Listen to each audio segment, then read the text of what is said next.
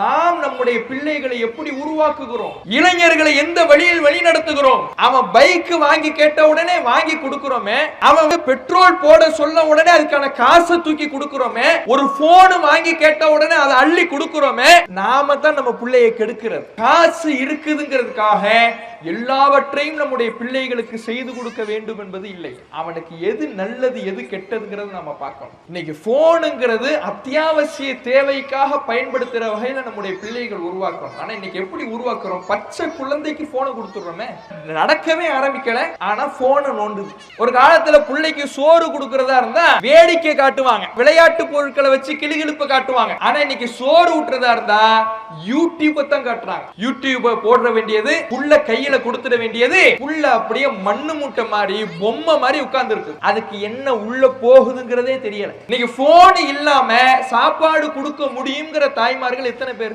புள்ள அழுதுகிட்டு இருக்கும். அப்ப இன்னைக்கு யூடியூப் தான் பிள்ளைக்கு சோற கொடுக்குது. இன்றைக்கு சில பிள்ளைகளுக்கு பேச்சு வருவதற்கு தாமதமாகிறதுங்கிறாங்க. ஏன்? நீங்க பேசல பிள்ளைகிட்ட, குழந்தைகிட்ட. சுற்றி இருக்கக்கூடியவர்கள், பெரியவர்கள், தாய் தந்தை பேசினாதான் அந்த பிள்ளை அதை பெற்றுக்கொண்டு பேசும். நம்ம தான் போனை கொடுத்துடுறோமே, அது எப்படி பேசும்? அதனாலதான் அதுக்கு பேச்சே லேட்டா